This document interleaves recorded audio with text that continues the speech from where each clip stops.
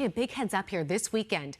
Tempe residents have a chance to turn their household junk into something good for the community. Hi, George. Great to have you, pal. That's right. He's coming over because he wants to watch the interview. We're talking old electronics to leftover paint and even pet supplies. Don't be shy. Come on over.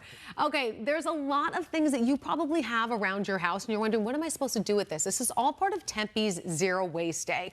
So joining us now is Deputy Public Works Director Craig Caggiano to explain how this event is helping residents clean up and go.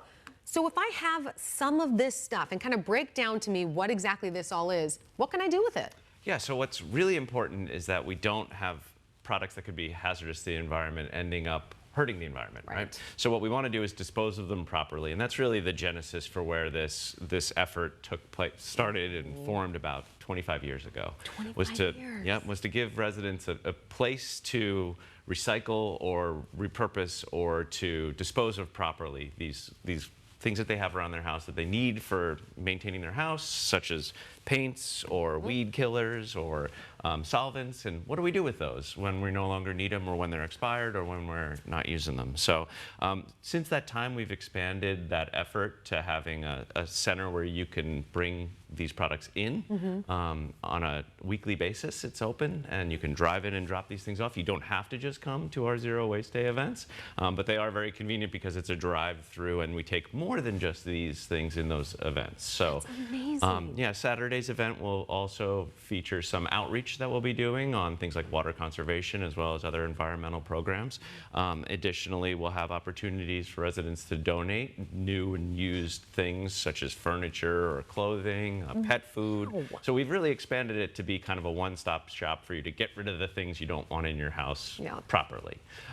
Running the gamut here, we have, like we said, some things that you would use in your yard. We have some paints and solvents. We come over to the paints is a pretty common one because what do I do with this jar of paint that I've had since I painted my house 20 years ago? Exactly. Bring it to us. I've got that. Yep. And then we move into some of the electronics and other items like dead batteries. You know, what do you do with these? And we have an entire station dedicated to handling those. And then electronics. So the event is open to Tempe, Guadalupe residents as well as ASU students.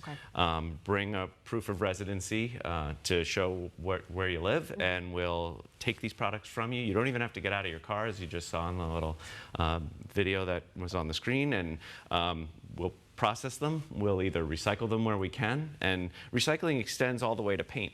We take the paint we get and we combine it and we make it into a tan color paint, which we can then give out to residents to paint things. This is incredible. So yeah, there's a lot that is behind the scenes that goes into this, and it's taken a really, an amazing team of public works employees, of employees from other departments, and really we've gotten to a really great place with it. Well, and you've been doing it for more than 2 decades now. Yeah. You know, we think about what just happened in Tempe with the microburst. And so I'm assuming that a lot more people will be coming out and trying to get rid of things.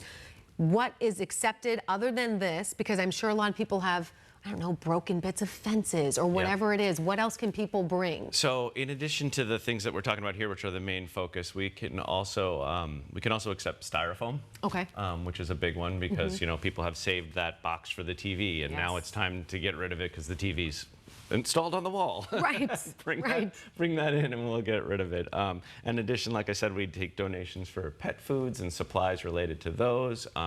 We can also take the gently used household items and clothes, and those are really big as well. What do you hear from residents who really do take advantage of this day? Because this is such, I feel like such a relief, such a great space to go and to feel like your city is really helping you out. Yeah, we get a lot of positive feedback from it. We really do. And it's usually very busy right when we open in the morning. And so the event runs from 7 a.m. to 1 p.m. And as soon as we open, we're very busy. And then around 9 o'clock, it tends to kind of slack off as I guess people are having breakfast and getting up and going. That's good to know. Yeah, so if you want to beat the crowds, you want to come between, say, 9 and 11.